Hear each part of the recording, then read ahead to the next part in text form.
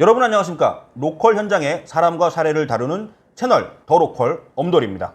오늘은 조희정님을 모셨습니다. 조희정님 반갑습니다. 안녕하세요. 네, 오늘 컨디션 어떠십니까? 매우 좋습니다. 조희정님 오늘 더 로컬 채널의 첫 번째 출연자이십니다. 조희정님, 제가 오늘 호칭을 조희정님이라고 불러드릴까요? 희정님이라고 해드릴까요? 별도의 닉네임이 있으십니까? 네, 저는 릴라라는 닉네임을 쓰고 있고요. 의미는 고릴라의 줄임말입니다. 네, 릴라님 개인 소개를 부탁을 드립니다. 네, 저는 서강대 사회과학연구소에서 전임연구원으로 연구하고 있고요. 그다음에 더 가능연구소라는 곳에서 3년 전부터 연구실장을 하고 있습니다. 오늘은 릴라님이 번역하신 인구의 진화라는 책을 가지고 이야기를 나누도록 하겠습니다. 인구의 진화라는 책의 부제를 보면 지역 소멸을 극복하는 관계 인구 만들기 이렇게 되어 있습니다. 이거 부제는 원래 책 제목인가요? 아니요, 원래 책 제목은 관계 인구를 만들자예요. 2021년에 우리나라에서 인구 감소 지역 89곳을 지정하거든요. 그 당시에 지역 소멸이란 말이 굉장히 많이 쓰여 있었고, 그리고 내용의 핵심이 관계 인구가 핵심이니까 관계 인구나 지역 소멸이 들어가야 된다는 생각을 했는데, 이제 와서 보니까 부제를 좀 잘못 붙인 것 같아요. 지역 소멸이란 말은 쓰면 안 되는 말이라고 생각하거든요. 근데 그때 좀 아무 생각 없이 쓴 거 아닌가 이런 생각이 드는데. 잠깐만요. 지역 네. 소멸이라는 말을 왜 쓰면 안 돼요? 소멸이란 말은 없어진다는 얘기잖아요. 지역이 없어지나요? 지역에 사는 사람들이 줄어들고 있는 게 문제인 거죠. 근데 지역 소멸이란 말 자꾸 쓰게 되면 그 지역에 사는 입장으로서는 그럼 아무것도 하면 안 되나? 하고 싶은 마음이 안 생기는 굉장히 네거티브한 부정적인 표현이라고 생각하고, 너무 단언적이고 외부에 있는 사람들이 니네 지역은 소멸할 거야 뭐 이런 식으로 주문을 외우듯이 악의적으로 그런 느낌이 들어서 지역 소멸이라는 말 자체가 어디에서든 쓰여지지는 않았으면 하는 게 바람입니다. 이 책의 저자는 다나카 데루미라고 되어 있습니다. 이분은 어떤 분이에요? 다나카 데루미는 여성분이신데요. 이 당시만 해도 시마네현이라는 이 책의 배경이 되는 고향에 도쿄에서 돌아온 유턴한 사람이에요. 지금은 관계인구 분야 계속 연구에 매진하셔가지고, 당시에 책이 나올 때만 해도 2017년이었는데 그때만 해도 로컬 저널리스트였는데, 지금은 시마네 현립대학의 정책학부 교수로 알고 있습니다. 시마네 현. 네, 이 책의 배경이 되는 곳이죠. 그렇죠. 동경에서 얼마나 떨어져 있는 곳인가요? 도쿄에서 한 3시간 정도인데 굉장히 낙후된 지역이고 산이 굉장히 많고, 그래서 일본인들이 시마네 현 하면 사람 별로 안 사는 곳, 뭐 인구 밀도가 낮은 곳, 아니면 뭐 초고령화가 진행되는 곳, 어떻게 보면은 뭐 우리나라 예전의 강원도의 모습, 그런 식으로 생각하는 지역이죠. 일본에서 현이라 그러면 좀 우리 머릿속에 안 떠오르니까 우리로 치면 어느 정도 규모가 되는 건가요? 도도, 부현 뭐 이렇게 돼 있는 것 같던데. 네, 도도, 부현 그렇게 돼 있는데요. 우리나라로 치면은 도라고 볼 수 있겠죠. 그럼 도도, 부현할 때 도가 제일 작은 거네. 또요? 도, 부현이잖아요. 네네. 현이 제일 큰 건가요? 그렇게 되는 게 아니라 다 별개 규모인데 별개 네이밍이에요. 그래서 뭐 교도부 이런 식으로 하기도 하고, 시마네 현, 그 크기는 다 다른 건데 현이라고 하면은 보통 우리나라 광역도 정도의 규모. 네. 오늘 진행자가 굉장히 무식하다는 게 탄로가 났습니다. 알아가시면 되죠. 네. 항상 배우는 자세로 임하도록 하겠습니다. 본격적으로 들어가 볼게요. 릴라님께서 이 책을 번역하게 된 동기가 무엇일까요?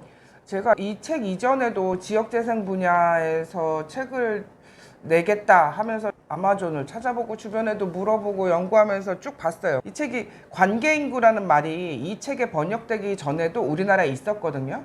왜냐하면 우리나라 자치단체장들이 일본에 출장을 많이 가면서 이 개념을 들었단 말이에요. 2016년 정도부터 일본 사회에서 횡행하기 시작했고, 그 전에 2012년 정도부터도 시마네현 같은 경우는 시마코토 아카데미라는 관계 안내소를 하고 있었고, 그래서 사회적으로 비공식적으로 회자되던 개념인데, 관계 인구가 뭐라고 생각하세요? 관계 인구요? 예. 서로 연결된 사람들. 그렇죠. 뭔가 관련 있는 사람들일 네. 거 아니에요. 근데 제가 인구학자도 아니고 이게 뭘까라고 생각했는데, 이 개념이 지역재생하고 굉장히 밀접한 개념이라는 거를 알게 된 거죠. 이 책을 보고. 그러면서 굉장히 새로운 접근 방식이다. 보통 우리가 지역재생에 접근하려고 그러면 국가적인 차원에서는 건물을 짓는다라든지 지원금을 많이 투입해야 된다든지 이런 식으로 접근을 하잖아요. 근데 이 책은 인구를 통해서 지역 재생의 어떤 계기를 마련한다는 점이 첫 번째 되게 좋았고, 자세히 읽다 보니까 이게 정주 인구나 이주 인구나 관광 인구가 아닌 개념이라는 점이 되게 재밌었어요. 왜냐하면 여태까지는 정주 인구, 주민, 그다음에 관광객은 그냥 왔다 가는 사람, 그리고 이주자는 별로 신경 안 썼고, 이런 식의 패러다임으로 지역 재생 분야에서 인구 개념이 다양하지 않았는데, 이런 제3의 인구 개념이 들어온 거잖아요. 그러면 새로운 인구가 새롭게 관계 맺으면 뭔가 지쳐있고 있는 지역에 산소호흡기 같은 역할을 할 수도 있지 않을까라는 점에서 매력 있게 봤고, 그리고 뭐 저널이나 미디어 이런 데서 흩어져 있던 관계 인구 개념을 이 책이 총망라해서 정리한 최초의 단행본이라는 점에서 우리나라에 꼭 소개를 했으면 좋겠다 해서 번역하게 됐습니다. 알겠습니다. 근데 두 가지 규칙이 있습니다. 도로콜 TV의 두 가지 규칙. 첫 번째, 사회자한테 질문하지 않는다. 네. 두 번째 규칙, 길게 얘기하지 않는다. 네. 네, 약간 길었어요. 네. 편집하시면 네. 되죠. 제가 편집을 거의 안 합니다. 네. 좋습니다. 동기 잘 들었고요. 그러면 관계 인구란 무엇이냐고 저한테 물어봤잖아요. 네. 저는 사람들이 연결되는 것 이렇게 답을 했습니다. 네. 그러면 관계 인구란 무엇인가에 대해서 우리 릴라님의 생각으로 말씀을 좀 해주실까요? 이 책 이후에도 관계 인구에 대한 책들이 많이 나왔는데요. 그래서 좀 섞여 있어요. 이 책에 정의한 개념하고, 이 책에는 관광 이상 2주 미만의 인구를 모두 관계 인구라고 그래요. 그러니까 관광 이상 2주 미만. 2주 미만. 네. 그러니까 관광은 들어가고 2주는 안 들어가는 거예요. 2주는 아, 관광은 들어가는 거구나. 네. 관광 이상이니까. 왜냐하면 이상. 관광한다고 그래서 그 지역 이름을 모르고 가는 경우도 있지만, 어쨌든 안 가본 사람보다는 알 수 있는 확률이 높잖아요. 그러니까 어느 정도는 관계가 있다라고 평가를 하는 거죠. 물론 이 부분에 대해서는 논란의 여지가 있어요. 일본에서 논쟁하고 있거든요. 관광을 넣을 것이냐 말 것이냐. 왜냐하면 관광을 굉장히 부정적으로 생각하는 사람들도 있어요. 지역에 와서 돈을 쓰는 건 좋은데 쓰레기만 많이 버리고 가는 사람, 뭐 이런 식으로 생각하는 경우도 있어서. 근데 꼭 그런 건 아니잖아요. 관광의 형태도 굉장히 여러 가지니까. 관광 이상 2주 미만의 인구, 혹은 말씀드렸던 것처럼 주민도 아닌 관광 인구도 아닌 제3의 인구, 이런 식으로 되기도 하고, 세 번째는 조금 더 의미를 확장해 보면 관계라는 것이 결국 사회적으로 맺고 있는 관계잖아요. 뭐 기부든 응원이든. 그래서 사회적인 관계, 이런 식으로 관계 인구의 개념은 뭐 보는 사람에 따라서 여러 가지로 정의할 수 있겠지만, 그 정도 세 가지 정도로 정의할 수 있을 것 같아요. 좀 어렵네요. 네. 네, 제가 잘 모르니까 쉽게 설명을 해준다는 의미에서 우리가 이제 구체적인 사례로 관계 인구는 이런 경우에 관계 인구야. 지금 제가 들은 거는 관광 이상이다. 관광도 포함된다. 2주 미만이다. 그러니까 굉장히 폭넓잖아요. 네. 굉장히 많은 유형이 제가 있을 것 같다는 생각이 듭니다. 예를 들어서 우리가 어느 지역을 우리나라에 있는 지자체 숫자만큼 다 알고 있지 않잖아요. 네. 내가 아는 지역이 어떤 행정구에 있다라는 것도 사실은 별로 의식하지 않고 산단 말이에요. 근데 어떤 지역에 관심이 생겼어. 예를 들면 양양의 서핑, 뭐 강릉의 커피, 제주도의 한 달 살기 워케이션, 이런 것들이 관심이 생겼어요. 그렇게 간단 말이에요. 그 지역에 자주 방문하는 사람, 그런 관계의 농도가, 밀도가 높은 거죠. 네. 온라인에서 어떤 지역의 특산품을 구매하는 사람, 저 지역의 특산품이 좋더라 하면 그 지역에 도움이 되는 사람이잖아요. 그런 식으로 특산품을 구매하는 사람도 관계인구. 또는 주말 농장 하면서 어떤 지역을 계속 주기적으로 방문하는 사람, 또 관계인구. 그다음에 어느 지역에 지인들이 살고 있는데 그 사람들이 좀 잘 지냈으면 좋겠어. 그리고 그 지역에 굉장히 정의가, 그런 식으로 응원하는 사람도 관계인구. 우리가 전혀 생각지도 않았던, 중요하다고 생각지 않았던 존재들인 거죠. 그런 의미에서 굉장히 관계의 범위가 넓을 수 있다, 이렇게 볼 수 있을 것 같아요. 예를 들면 이런 경우도 관계 인구라고 볼 수 있나요? 초기적인 단계일지도 모르겠는데, 저희가 얼마 전에 속초에 갔다 왔잖아요. 네. 고이스트 포럼. 네. 저는 원래 속초는 그냥 관광지일 뿐이었어요. 가끔 그렇죠. 가는. 그렇죠. 그런데 우리가 주관하는 행사가 있어서 가서 행사를 하고 돌아왔는데 바로 다음 날 이제 태풍이 몰아치는 거니까 속초가 태풍의 영향권이라는 게 저한테는 굉장히 마음이 아프더라고. 관계 인구의 시작이라고 볼 수 있을까요? 그렇죠. 그게 초기 단계인 것 같아요. 그러니까 뭔가를 내 지역보다 다른 사람들을, 다른 지역의 사람들을 걱정하는 마음, 그런 거 신경 쓰이잖아요. 바로 다음 날이었으니까. 굉장히 신경 쓰이더라고요. 그렇죠. 걱정도 되고, 그래 안부도 물어보고, 그러면서 관계가 이어지는 거죠. 네. 최근에 저는 경남 밀양에 자주 왔다 갔다 해요. 뭔가 일을 하고 있는데 네. 사실 밀양에 가본 적이 한 번도 없습니다. 언제 처음 갔냐면 작년 12월 달에 처음 갔고요. 그 뒤로 올해는 한 7, 8번 정도 왔다 갔다 하고 숙박도 하고 지역 사람들 인터뷰도 하고 행사도 하고 많은 경험들을 지금 가지고 있어요. 처음에는 저는 경남 밀양이 아니라 경북 밀양인 줄 알았습니다. 내려가고 나서 경남 밀양인 줄 알았습니다. 이러다 보니까 마치 밀양이 부모님 계신 무주, 제 고향 금산, 그 다음은 되는 것 같아요. 지금 밀양이 저한테는 제3의 고향 같은 느낌이 있습니다. 그러니까 이런 거는 어떻게 보면 속초보다도 더 고도화된 관계인구 단계라고 볼 수 있을까요? 그렇게 볼 수도 있고 또 재밌는 거는 이 책 번역되기 전에도 관계인구란 말이 있었다 그랬잖아요. 근데 제 주변에서 그런 얘기 별로 들어본 적 없거든요. 나는 어느 지역의 관계야 이런 얘기 별로 들어본 적 없는데 요즘엔 되게 많이 들어요. 2, 3년 새에 나는 어느 지역의 관계인구인 것 같아. 은연중에 계속 그 관계라는 거를 이해하고 있다는 그런 느낌이 들더라고요. 제가 왜 웃었을까요? 글쎄요. 최근 최근 2, 3년 내에 관계인구라는 말들이 회자되는 거에 우리 릴라님의 영향력이 얼마나 미쳤다고 생각하십니까? 마이너스는 아니라고 생각합니다. 개인적으로는 릴라님께서 최근에 전국적으로 강연도 많이 불려 다니시고 이러면서 우리나라에서 관계인구 개념과 실질적 내용 전파에 상당한 역할을 했다고 생각을 합니다. 굉장히 큰 영향을 미쳤다. 어떻게 생각하십니까?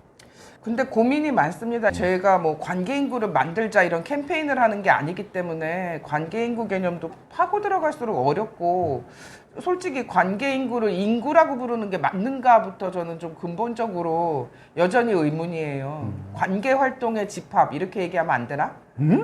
그렇게 얘기하는 게 더 맞지 않나? 관계활동의 집합? 네. 이게 인구라고 하면 굉장히 어색해져요. 국가가 행정적으로 필요했기 때문에 만드는 개념이 인구란 말이에요. 그러니까 태초에 누군가 인구란 말을 만든 사람이 있었을 거 아니에요. 신이 만든 개념이 아니잖아요. 그리고 200년 전에 멜더스 이후에 인구 문제에 대해서 여러 가지로 얘기하는데 뭐 말을 길게 할 수 없으니까 짧게 정리를 하면 납세 인구, 주간 활동 인구, 노년 인구, 청소년 인구 이런 식의 개념들은 확확 들어오잖아요. 네.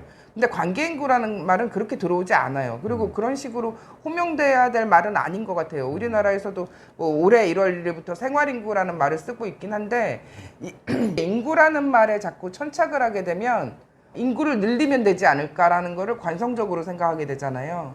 근데 중요한 건 관계인구는 관계의 깊이라는 게 시간이 좀 지나야 되고 형성이 돼야 되고 다각적으로 형성될 수 있는 것들인데 그거를 꼭 관계인구라고 딱 잘라서 호명하는 게 그래서 마치 내가 관계인구 전도사처럼 되는 건 좀 아닌 것 같다라는 생각을 알겠습니다. 관계인구에 대한 새로운 개념 정의가 나왔는데 관계적 활동의 총합이다? 이런 건데요. 다음에 한번 깊숙하게 연구가 더 진척된 다음에 한 번 더 이야기를 나눠보는 시간을 갖고 이 책의 역자 후기를 보면 관계인구 개념이 우리나라 지자체에서 행정적으로 약간은 악용될 거를 걱정하는 부분이 있어요. 그렇죠. 공무원 1인이 그렇게 한다는 게 아니라 구조적으로 그렇게 될 수밖에 없잖아요. 새로운 개념이 들어오면 그거에 관련된 예산이 책정되고 그걸 어떤 식으로든 확산시키려고 할 거고 우리나라 사업 구조상 단기간에 확산이 돼야 되는 거고 그러면 지자체별로 다른 지역에서 인구 데려와가지고 우리 지역의 관계인구라고 하는 식의 그런 상황. 이 책의 저자가 서문에 인구 가지고 제로섬 게임하면 안 된다. 다른 지역의 인구를 우리 지역에 이주하라고 강제할 수 없지 않는가. 그래서 유연하게 관계 맺자 그랬는데 그래서 관계인구란 개념을 소개했는데 정작 실제로 뚜껑을 딱 열어보면 그래 우리 지역의 관계인구는 주민은 5,000명 사는데 관계인구는 10만 명이야. 성공했어. 이런 식으로 해버리면 안 된다는 거죠. 예, 누구나 예상하고 있는 비극적인 결말은 막아야 된다고 생각해서 역자욱에 좀 잔소리를 해놨습니다. 네, 사실 인상 굉장히 깊었습니다. 그죠? 좋은 개념이 우리나라로 들어오게 되면 그게 행정적으로 이렇게 스며들어가는 과정에서 왜곡되거나 본인이 어긋나게 집행이 되거나 그럼에도 행정적으로 그런 시도를 하는 거는 나쁘지는 않은 것 같아요. 아 당연히요. 네네네. 예. 알겠습니다. 누구라도 만들 수 있는 거죠. 뭐. 네. 그러면 기존에 우리나라를 포함해서 방금 말씀하신 우려사항이 포함되는 건데 기존에 행정이 진행했던 전통적인 인구 정책의 문제는 무엇이라고 생각을 하십니까? 출산주의 아니면은 국가주의 이런 식으로 국가가 일방적으로 인구의 자연 증감에 개입하는 현상. 근데 사회복지 조건이 좋아지면은 뭐 아이도 많이 낳고 싶다 이런 식으로 할 수도 있는데 사람이 사망하고 죽는 거를 어떻게 관여할 수 있을까요? 뭐 건강 조건을 좋게 한다라든지 하는 식으로는 관여할 수 있겠죠. 근데 그거 말고 이 책에 나오는 개념은 사회적 증감이잖아요. 그러니까 국가가 할 수 있는 게 자연적 증감하고 사회적 증감에 대한 균형을 유지하는 정책을 가야 되는데, 인구 문제는 사람이 살아가는 문제이기 때문에 굉장히 종합적으로 봐야 되는데, 국가가 만약에 한 방향으로 딱 틀어버린다 그러면은 그 안에 들어가는 매몰 비용과 기회 비용이 어마어마해지는 부분이 있는 거죠. 그래서 그런 부분을 균형을 맞춰야 되는 거 아닌가라는 생각이 좀 들었습니다. 맞아요. 중앙정부의 자연인구 증가 정책이 갖는 문제점이 있을 거고, 그렇죠. 하나는 지자체들끼리 인구 감소 시대에 경쟁을 하는 거는 사실 제로섬 게임이 아니에요. 그렇죠. 마이너스 게임이지. 그렇죠. 그죠? 제로섬 게임은 총량 내에서 누가 가져가면 누가 뺏기는 거지만 인구가 줄어드는 상황은 제로섬 게임이 아니라 마이너스 게임이라 기본적으로. 그러니까 전체적으로 감소 시대에 맞는 정책이 돼야 되는 거기 때문에 지금까지 우리는 증가하는 정책을 했단 말이죠. 네. 그러니까 정책 방향이 완전히 바뀌어야 된다라는 의미, 그렇게 볼 수 있을 것 같아요. 인구 감소 시대에 적합한 정책을 해야 된다. 관계 인구가 모든 것의 대답은 안 될 수 있지만 하나의 해법은 될 수 있다. 원 오브 댐이죠. 원 오브 댐이죠. 네, 절대적이지 않다라는 부분은 꼭 강조해드리고 싶어요. 알겠습니다. 다음 질문 한번 드려볼까요? 그러면 지금 우리나라의 상황에서 왜 관계 인구에 관심을 가져야 하는가? 앞에 질문이 연장선이긴 하지만 추가적인 설명 있으실까요? 인구 감소에 대해서 사람들이 굉장히 비극적으로 생각을 해요. 근데 저는 어떤 식으로든 사람들이 그렇게 일괄되게 총체적으로 비극적으로 산다고 생각하지 않거든요. 지역에서 다양하게 활동하는 사람들이 있어요. 그 사람들한테 당신들이 하는 행동이 관계인구 활동이다라든지, 아니면 관계인구를 잘 만들기 위해서는 관계 안내소 같은 것들을 만들어서 외부에서 잘 오도록 만들 수 있다. 그게 당신들 활동에도 도움이 되고 지역에도 도움이 된다. 이런 식으로 뭔가 긍정적인 어떤 사인을 줄 수 있는, 긍정적인 효과를 줄 수 있는 그런 점에서 우리나라에서 관계인구 개념 어느 정도는 좀 적극적으로 해본 다음에, 그래서 용도 폐기할 수도 있겠지만 아직은 제대로 뭐 관계인구 정책을 했다? 이렇게 되는 데는 별로 없는 거죠. 물론 이제 그 유사한 개념인 생활인구 개념도 마찬가지고요. 외지인을 불러들인다는 점에서는 비슷한 개념이니까요. 그렇게 생각하고 있습니다. 그런 점에서 필요하지 않은가? 네, 알겠습니다. 이 책을 사람들이 많이 읽었으면 좋겠습니까? 모든 책은 읽히라고 출판하는 거죠. 제가 혼자 보려고 출판하는 건 아니잖아요. 뭐 의도는 그렇지만 네. 뭐 읽어서 그렇게 썩 좋지 않은 책도 있는 것 같긴 하더라고요. 그런 말을 함부로 하시는 게 아니에요. 아니 뭐 어느 책을 얘기하지 않았습니까? 예. 역자로서 이 책은 뭐 활동가, 전문가, 연구자 외에도 일반 대중분들이 읽으면 좋겠다. 많은 도움이 될 수 있다. 저희가 책을 낼 때 항상 그 부분을 염두에 두고 있어요. 물론 활동가나 아니면 이주자 이런 식으로 지역에 뭔가 좀 특수하게 관계된 사람들만 읽는 것이 아니라 일반인들도 참 편하게 읽었으면 좋겠다. 그래서 번역의 어투도 웬만하면 어려운 말 빼려고 그러고 그러거든요. 그래서 뭔가 좀 더 많이 읽으면서 이런 가능성도 있구나, 이 정도는 생각하면 세상이 조금은 나아지지 않을까, 그런 기대를 하면서 늘 책을 내고 있습니다. 네, 알겠습니다. 여기서 인구의 진화를 관련된 대담을 마무리하느냐? 아닙니다. 앞으로 2회 더 남아 있습니다. 오늘은 인구의 진화라는 책에 대한 첫 번째 이야기였고요. 이 자리에서 오늘 마무리하고 2회차, 3회차에서 또 찾아뵙도록 하겠습니다. 더 로컬이었습니다.